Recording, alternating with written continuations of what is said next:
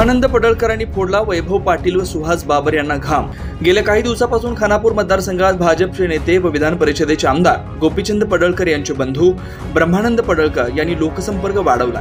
गावोगावी जाऊन त्यांनी लोकांच्या भेटी घेऊन समस्या जाणून घेतल्यात। यापूर्वी मतदारसंघात पडळकर यांचा कार्यकर्ता बोटावर मोजणे इतकाच होता, परंतु आता त्यांची मतदारसंघात मोठी टीम कार्यरत आहे। ती विधानसभेच्या अनुषंगाने कामाला लागली असल्यामुळे प्रतिस्पर्धी गटाच्या वैभव पाटील व सुहास बाबर यांना ते गावोगावी पळायला लावतात। आगामी काळात हेच पडळकर या नेत्यांना चांगलाच घाम फोडायला लावणार आहे। विधानसभा निवडणुका जसजशा जवळ येऊ लागल्या तसतसं खानापूर मतदारसंघातील बाबर, पाटील व पडळकर हे तिन्ही गट मतदारसंघात सक्रिय झालेत।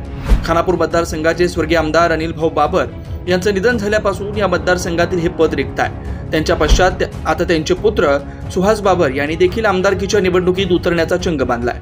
अनिल भाऊ बाबर यांच्यानंतर सुहास बाबर यांच्या गळ्यात आमदारकीची माळ घालण्याच्या तयारीत बाबर समर्थक आहेत। तर दुसरीकडे राष्ट्रवादीचे अजित पवार गटाचे सांगली ग्रामीण जिल्हाध्यक्ष वैभव पाटील यांनी देखील मतदारसंघ पिंजून काढण्यास सुरुवात केली आहे। त्यांनी देखील यावेळी आम्ही राष्ट्रवादीकडे तिकीट मागण्यासाठी प्रयत्न करणार असल्याचं सांगितलंय आणि महायुतीकडून हा मतदारसंघ राष्ट्रवादीला द्यावा अशी मागणी केलेली त्यांनी केली आहे। त्यामुळे ते देखील आमदारकीचं बाशिंग गुडघ्याला बांधून आहे। तर तिसरीकडे आमदार गोपीचंद पडळकर यांचे बंधू व सांगली जिल्हा परिषदेचे माजी समाज कल्याण सभापती ब्रह्मानंद पडळकर यांनी देखील आमदारकीसाठी शड्डू ठोकलाय।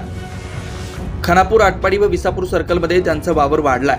दररोज ते या ठिकाणचे अपडेट घेतात, लोकांच्या समस्या ते जाणून घेतात। सर्वसामान्यांच्या अडचणी सोडवण्यासाठी त्यांनी पुढाकार घेतला। 8 दिवसापूर्वी साळशिंग येथील एका बालकाचा सर्पदंशाने मृत्यू झाला होता आणि त्यामध्ये एका डॉक्टरने बेजबाबदारपणा केल्यामुळे त्याला त्यांनी घरी बसवलाय। त्यामुळे सर्वसामान्यातून ब्रह्मानंद पडळकर यांच्याविषयी मोठी आस्था निर्माण झाली। आगामी काळात पडळकर गट हा पाटील व बाबर यांना जोरदार टक्कर देऊ शकतो अशी सध्याची परिस्थिती आहे। त्यामुळे ब्रह्मानंद पडळकर हे सुहास बाबर व वैभव पाटील यांना चांगलाच घाम फोडतील अशी चर्चा मतदारसंघात आहे।